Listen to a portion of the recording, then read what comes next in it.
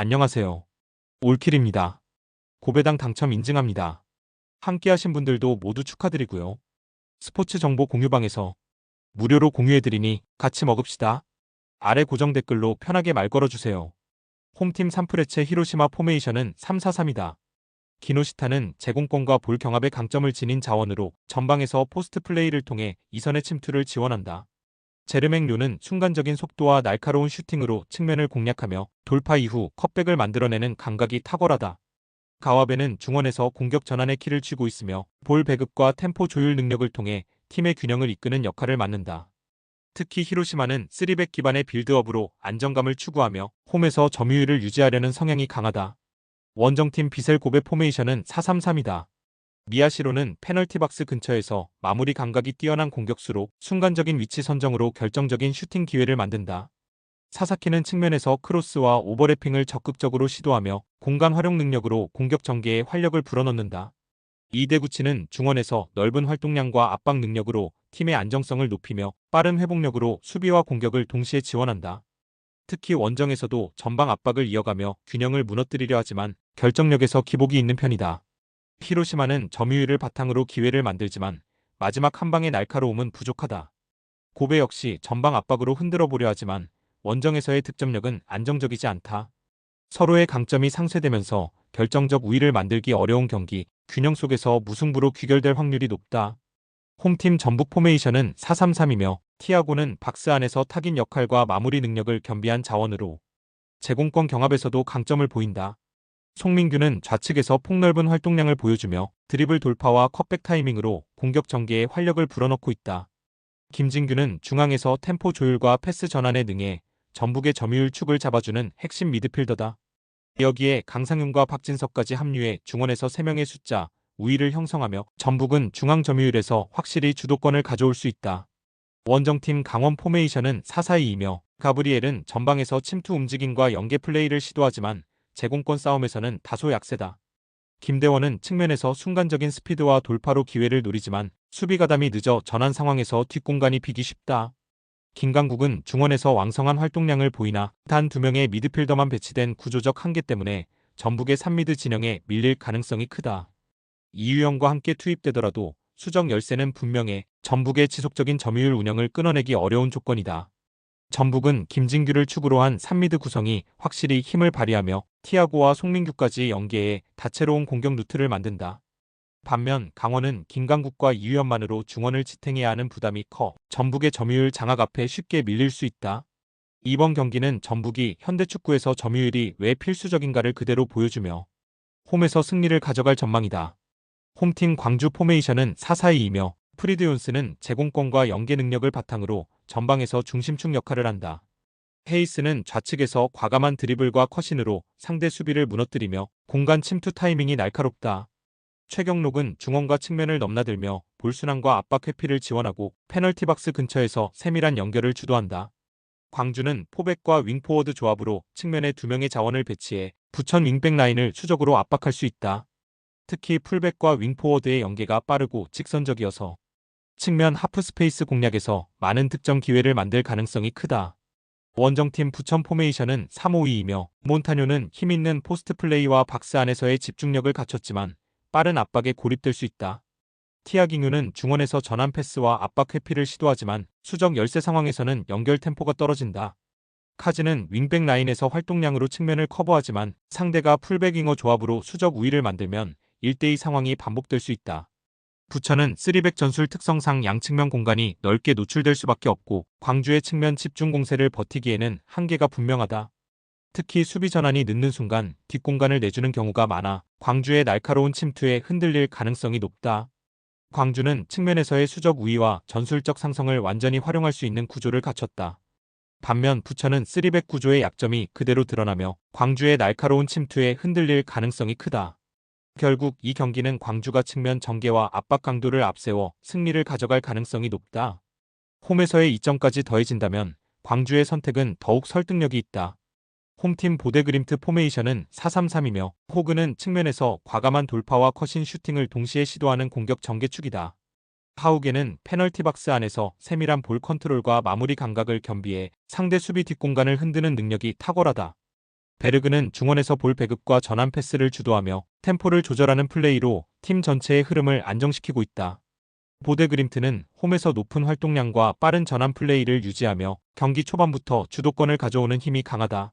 원정팀 스트렁그라츠 포메이션은 4-1-3-2이며 그르직은 제공권과 연계 플레이를 겸비한 타깃형 스트라이커로 활용된다. 키테슈빌리는 드리블 돌파와 좌우 흔들기 능력이 좋지만 장거리 원정 후 체력 저하가 예상되는 구간에서 날카로움이 떨어질 수 있다. 호르바트는 중원에서 전방으로 연결되는 패스를 전개하지만 강한 압박을 받으면 전환 속도가 늦어지는 한계가 드러난다. 장거리 원정 피로 누적 속에서 중원 압박 강도가 떨어질 경우 상대 역습에 쉽게 흔들릴 위험이 크다. 보데그림트는 홈에서 강력한 압박과 빠른 템포로 경기를 주도하며 전방 삼각편대가 결정력을 보강하고 있다.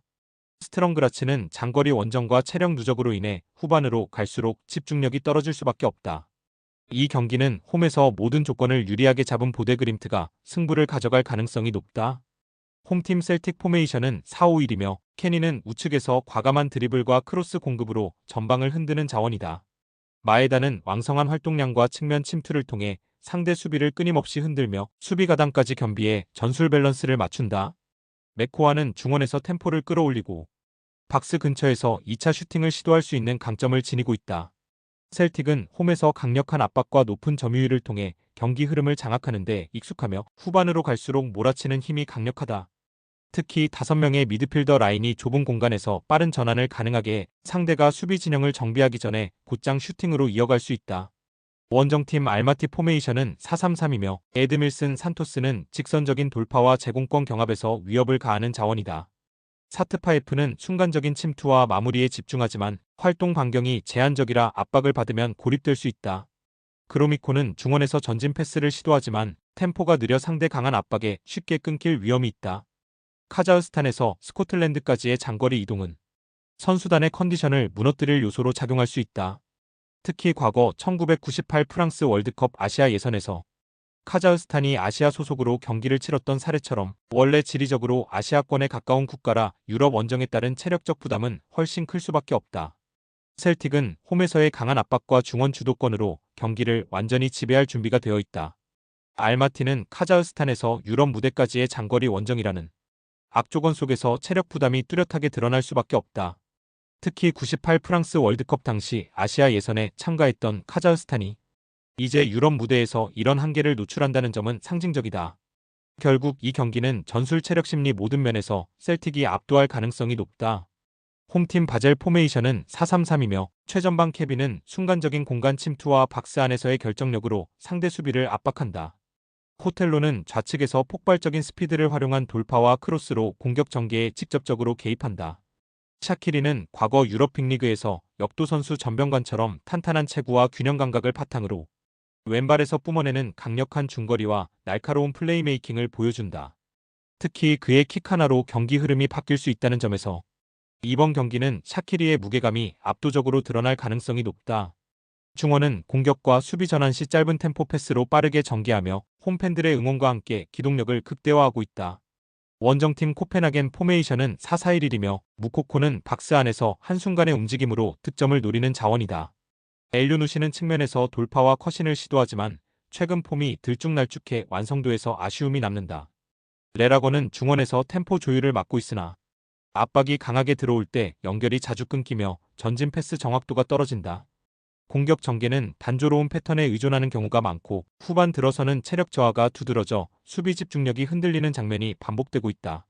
특히 원정에서는 수비 간격 유지가 흔들리며 빠른 전환 공격을 버텨내지 못하는 약점을 드러내왔다. 샤키리의 한 방이 이번 경기 흐름을 뒤흔들 수 있다는 점에서 바젤은 확실한 무게중심을 확보했다.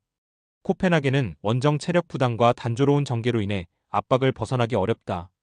결국 홈에서 심리적 전술적 우위를 갖춘 바젤이 승부를 가져갈 가능성이 높다. 홈팀 페네르바체 포메이션은 4-4-2이며 엔 네시리는 제공권과 박스 안 마무리에 특화된 자원으로 공중볼 싸움에서 확실한 우위를 점할 수 있다.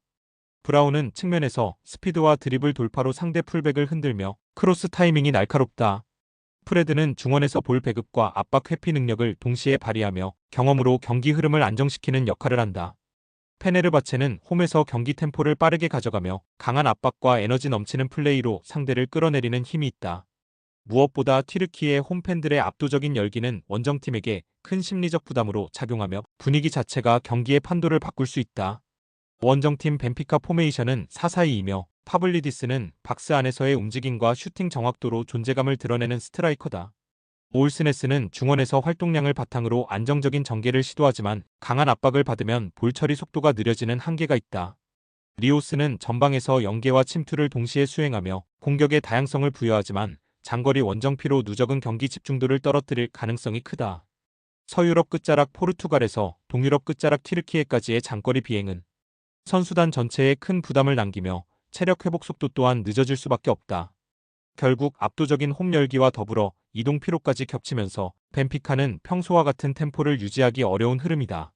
페네르바체는 홈의 압도적인 열기와 강한 압박으로 경기 전체를 주도할 수 있는 힘을 갖추고 있다. 벤피카는 장거리 이동으로 인한 피로와 낯선 원정 분위기에 직면해 평소와 같은 전개와 템포를 유지하기 어렵다. 이번 경기는 홈팬들의 기세와 전술적 응집력을 앞세운 페네르바체가 반드시 잡고 갈 가능성이 높다.